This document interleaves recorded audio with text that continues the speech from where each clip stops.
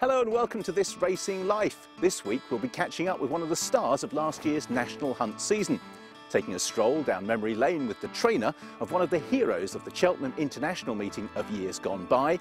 Niall Houghty will be catching up with a jump jockey who's now making success as a dual-purpose trainer, and I'm here at Pitchall Stud to meet one of my personal heroes, a horse that's had a massive impact on the National Hunt scene, Midnight Legend.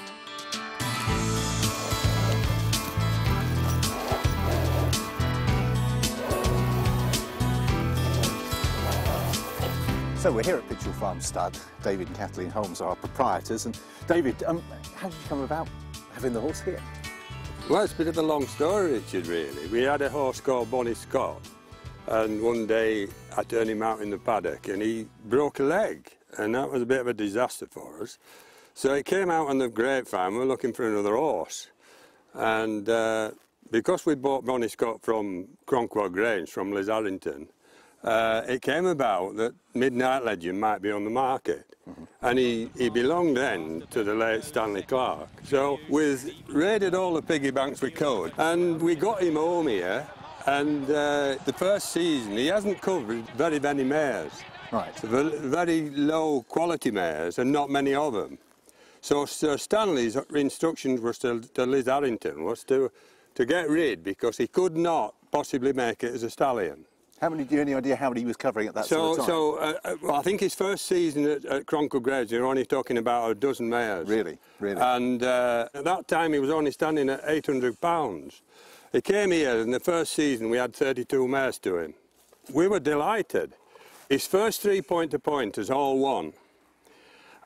Within a few more weeks or months, his first 3 horses under rules all won. And I remember at the time, the late David Nicholson saying, "You're off. It started." And it weren't many months after that he rang up and said, could he buy him? And we said, no, he's not on the market. And he said, well done. In his usual style, and he said, well done. And then the last bit is, and we've had him here 13 years. He covered 130 mares in 2009, which are all 4-year-olds now at the moment. So the better quality mares that he had then, we feel that the better horses are still to come with him. That's what the point that I know many of the trainers make. I mean, how old is he now? 23? He's 23. Right. He's 24 in a few weeks. His fertility's been over 80%. We only have him down to about 50 mares. We limit him to 50. Which he's getting older, he doesn't want any more of that. But we hope that he's going to stay fertile for a few more years yet.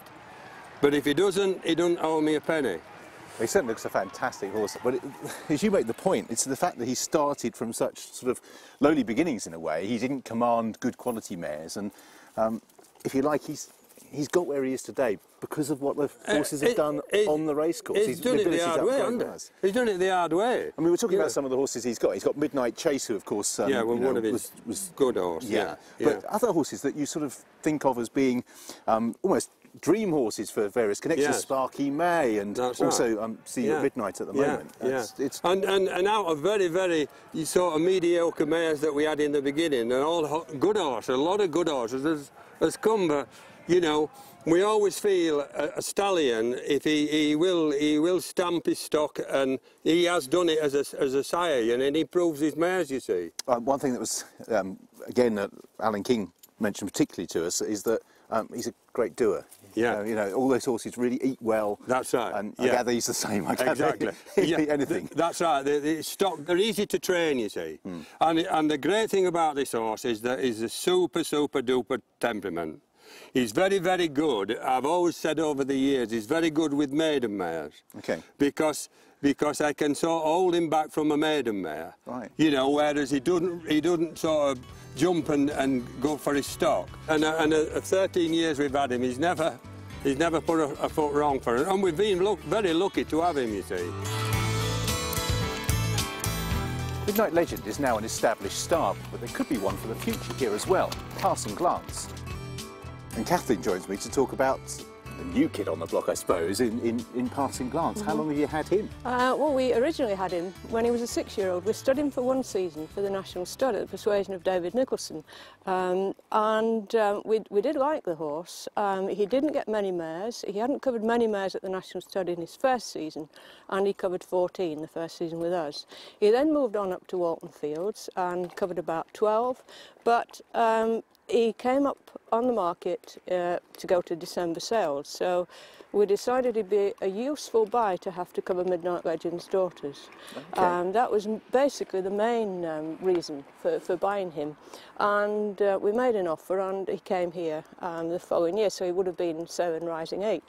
Since Side Glance came out, he's the obvious sleigh bearer on the flat, but absolutely, yeah. It was the first double a couple of days ago at Ludlow. Indeed, yeah. Jumping-wise. Well, we're just beginning to see now 1 or 2 of the youngsters coming through from the jumping mares who he covered, because he's putting quality onto them, onto the jumping mares. He's producing super youngsters with bone, a bit more scope, a bit more speed, which I think we need nowadays, and he's really doing the job fine. They're jumping really well. We're delighted with them. Of course, we're still covering a few flat mares as well, mainly for owner breeders, but his book's increased to 49 this year. Excellent. Which in today's market is pretty good. Well, it's fantastic to see him looking so well, and thanks for taking the time to show the both of us, because it's for me, seeing Midnight Legend is fantastic, but as I say, he's a lovely looking horse, Passing Glance. Oh yeah, so lovely, super horse and lovely temperament. Couldn't say too much about him. Fantastic horse. I hope he continues to be half as successful as Midnight Legend's been. The way he started off, I think he just might be.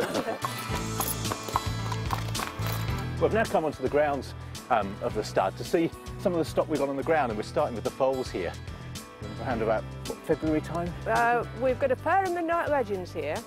A colt here who was full brother to Ticris, who was unfortunately killed at Wincanton back in the spring, and the grey filly on the right here. She is out of a half-sister to Catchett's Dam. She's out of a mare called Giving by Midnight, who we bought from the Duchess of Bedford a few years back. She's had a few passing glances, but this is the first of the Midnights. So how long would they tend to stay here with you? They'll stay here until they either go into training or they're sold, at whichever stage.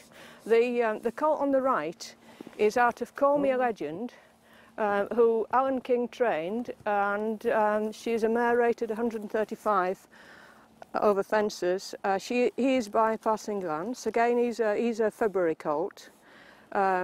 These two are 4 days apart. This is a younger foal, this is an April foal. These are the type, we were talking earlier, these are types of stock that, Passing Glance is getting. They're all quite lively. And you mentioned, when we were chatting about Passing Glance, that he's getting some of the dams that were Midnight Legends, and you've got a couple of horses who Alan King had in training as... Indeed, yeah, he's covered Call Me a Legend and Call Me a Star, the two full sisters. And they're breeding, exceptionally well to Passing Glance. So that, the long-term plan we hope is working. Because these are, as I say, this is the first of the young stock out of, jumping mares. Some of the earlier runners he had were flat-bred, basically bred for the flat, and they've gone jumping. But they're an interesting bunch, and as you can see, the temperaments are fantastic. Absolutely. Whichever they buy. In fact, it's quite dangerous standing here because everybody wants to know you all at the same time. But, they're pretty good on a whole. Excellent. Well, thank you so much for showing us around, and I hope that the combination between the two continues great, because the stock look really well, and as you say, the Portmans are pretty good on the what we've seen so far. Indeed, yeah.